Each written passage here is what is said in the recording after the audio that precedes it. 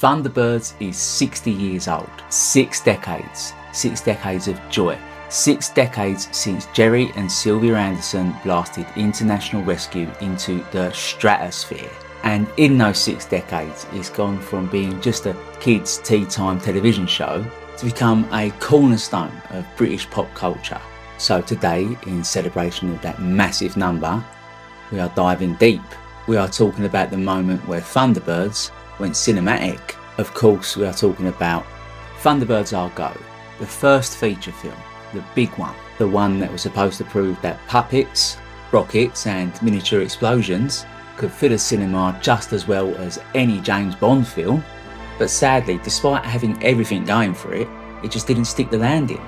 The critics were baffled by it, the box office was lukewarm, and even the fans wrote it off, moaning that it was just a long episode with a bizarre dream sequence in the middle. But I think this film deserves another look.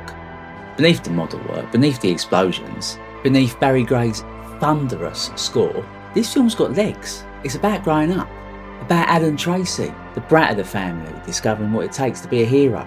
It's got one of the greatest action set pieces ever committed to film, and whether it meant it or not, it invented the 70s disaster film in 1966. So yeah, Thunderbirds Are Go might not be the most beloved entry in the series, but it's far better than you remember.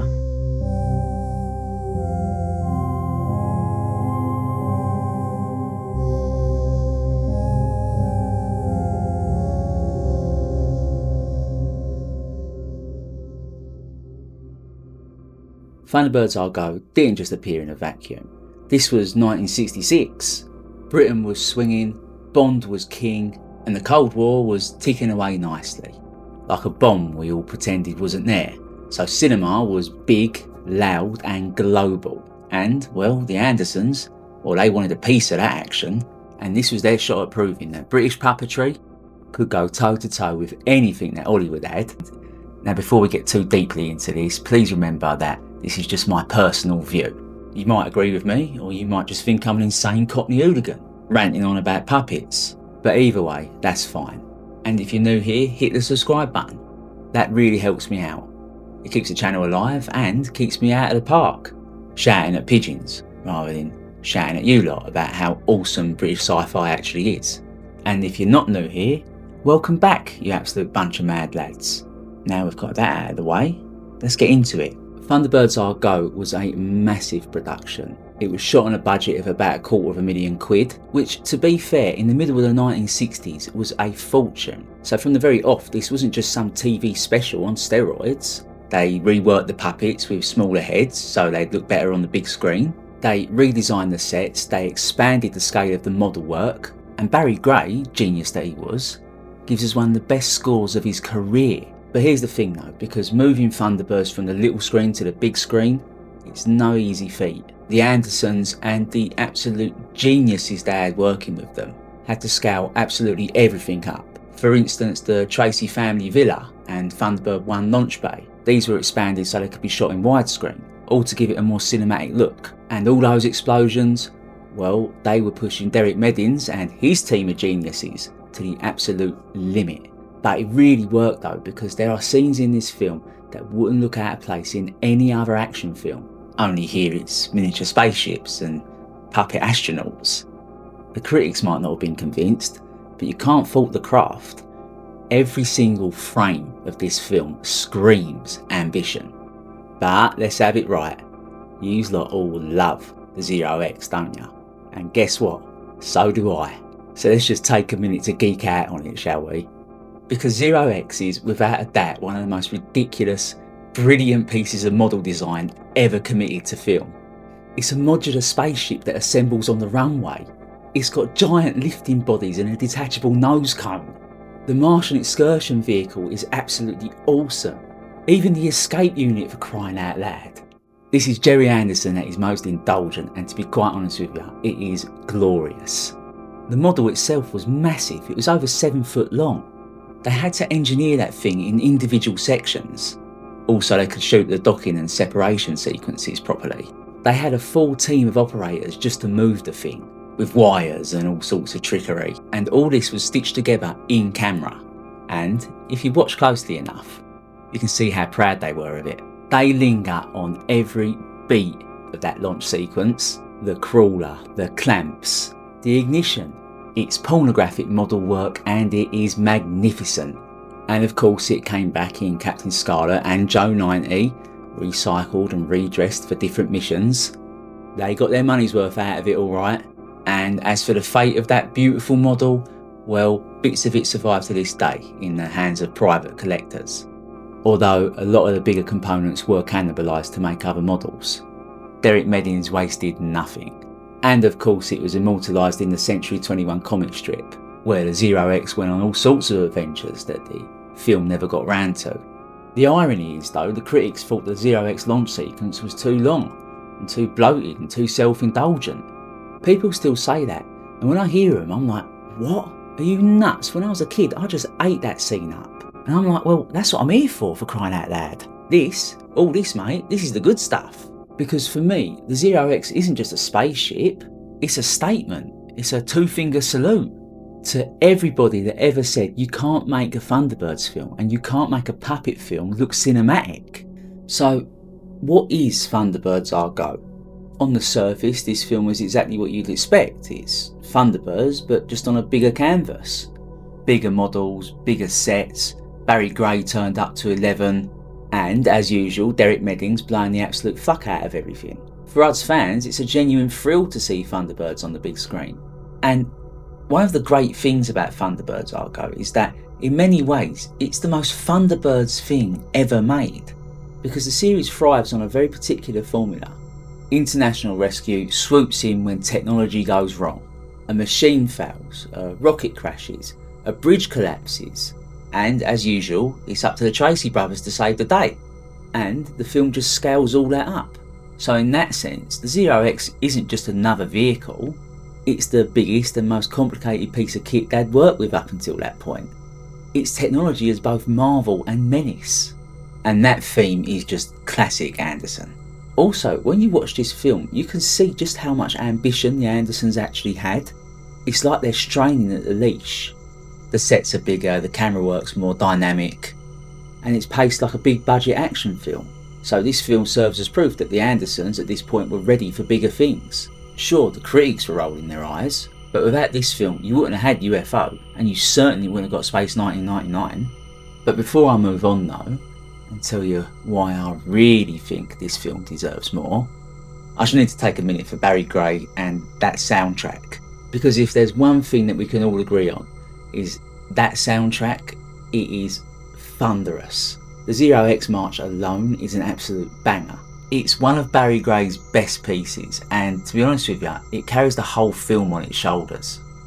So here's where I think Thunderbirds Are Go really earns its stripes. Because for all of the Zero X model porn, that Barry Gray score, and Derek Meddings blowing shit up again, the heart of this film isn't the hardware.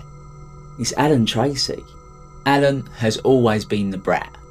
The youngest of the Tracy brothers, he is cocky, jealous, and a little bit of a playboy. He's desperate to be taken seriously, but he's never quite there.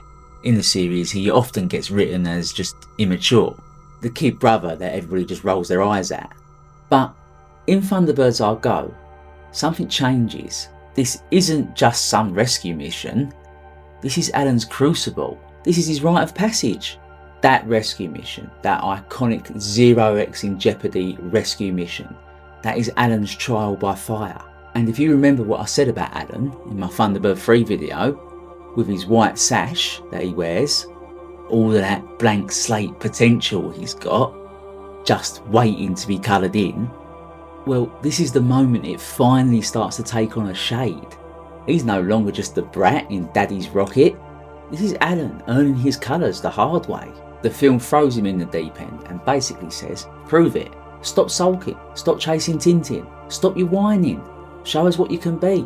Show us you've got what it takes to become proper international rescue material. And what follows is hands down one of the most thrilling and exciting action set pieces in cinematic history. Because forget the puppets, forget the models, because that sequence has all of the tension and all of the spectacle of anything Hollywood was doing at the time, maybe even more.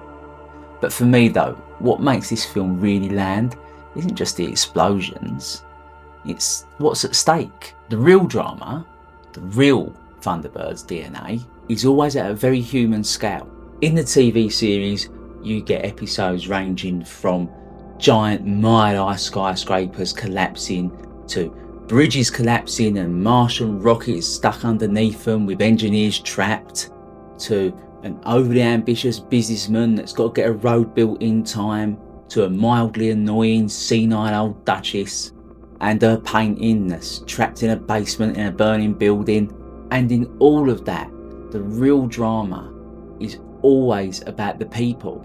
The episode I just mentioned, the mile-high skyscraper, City of Fire, the special effects in that one are spectacular. It's an episode which stars both the mole and the firefly. That alone makes it awesome. They literally depict every fire engine within a 5-mile radius, screaming towards that fire. All very dramatic, yes. But somehow, amongst all of that, they still managed to make it about that family.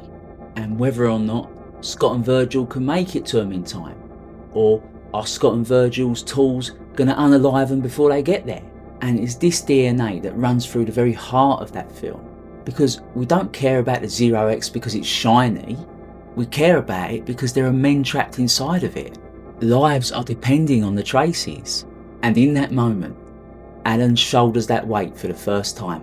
He's not just joyriding in Daddy's rocket anymore. He's terrified. He's determined.